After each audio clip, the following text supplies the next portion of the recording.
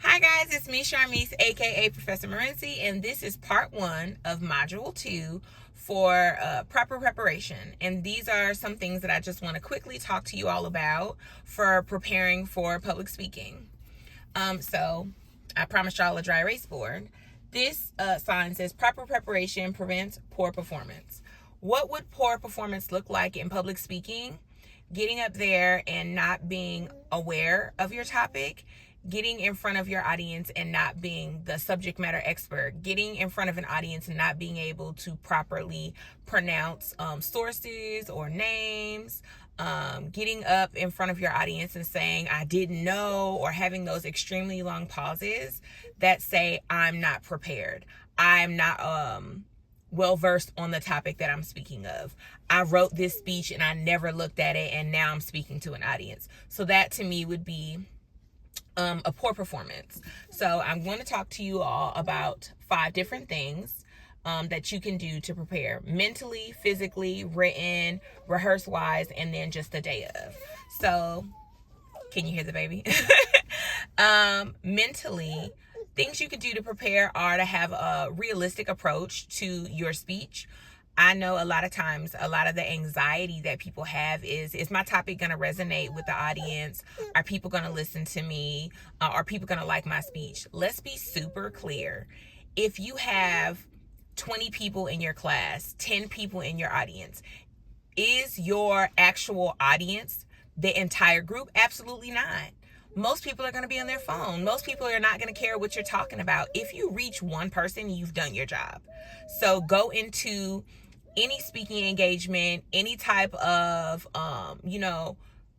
oral presentation, go into it realistically knowing that everybody's not going to pay attention. Everybody's not going to care about the topic that you are planning to speak about. I think if you can get that mentally, you won't be as anxious. And then consider, the jitters that you might have. You have those physiological reactions to nerves. You might get hot, you might get sweaty, your heart might be beating out your chest. Remind yourself that 9 times out of 10, the audience doesn't know that those things are happening. So just be mindful of those things mentally. Next, physically.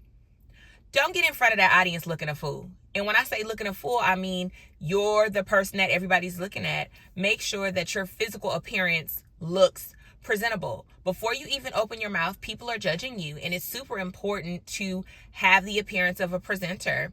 Don't have wrinkles, don't have holes. Go as professional as you see fit. Go as professional as you can.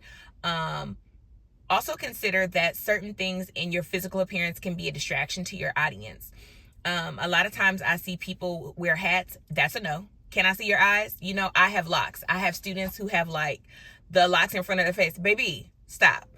Just be mindful of your physical appearance. If you got your hair done, especially girls with a straight hair and they're like, that's a distraction for your audience. Flipping your hair constantly is a distraction for your audience. There's so many things physically that you can do that take away your credibility and could potentially prevent your audience from really taking you seriously. So think about what you're wearing and think about what you're doing. Think about if what you have could potentially be a distraction. The next thing that we're going to talk about is the written aspect of the preparation. Did you do a proper preparation outline? In part 2, I actually plan to detail that quite a bit more. But did you write an outline or did you write a manuscript? If you wrote a manuscript, are you sure that you hit on everything that you planned to speak about? Does your speech have an introduction, a body, a conclusion? Are you citing your sources? Do you have proper transitions getting you from one point to the next?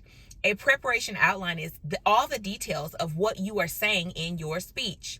Did you touch on every single main point that you plan to share? Are you giving adequate information about each main point that you share? Are your main points redundant? I think it's advantageous to do a preparation outline, because if you didn't, you run the risk of just not giving a robust, detailed speech. So it's super important to do the preparation outline, get all your ideas out, organize it, structure it, and that way you have everything that you need. The next thing that I want to talk about is rehearsing. You wrote out your outline. You know exactly what you want to say. Did you practice?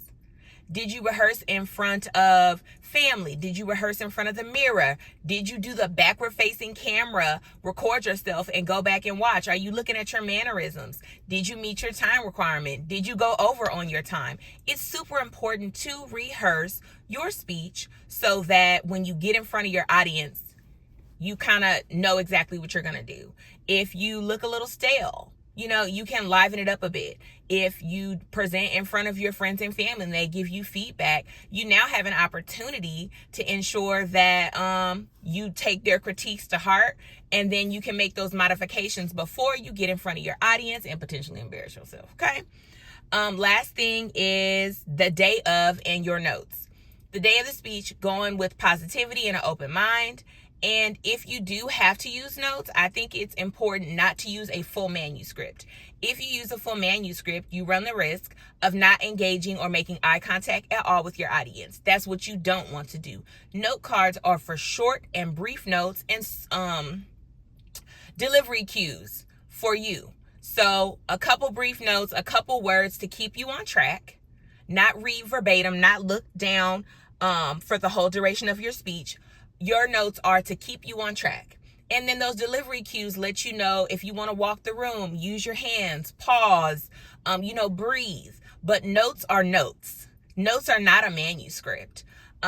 So that is part one. I definitely plan to go into greater detail specifically about a proper preparation outline, which was point 3. Today we discussed, and see, this is exactly what you would do in a conclusion of a speech. Today we discussed different ways that you can prepare for a speech. We talked about the mental preparation, the physical preparation, the written preparation, rehearsing, as well as the day of and note cards. So I definitely look forward to going in more detail for part 2. And there we are. So if we had to have a discussion question for today, I would definitely say, are you a heavy notes person? Or do you like a word or a short sentence to keep you on track? Let me know in the comments, and I'll see you guys next time.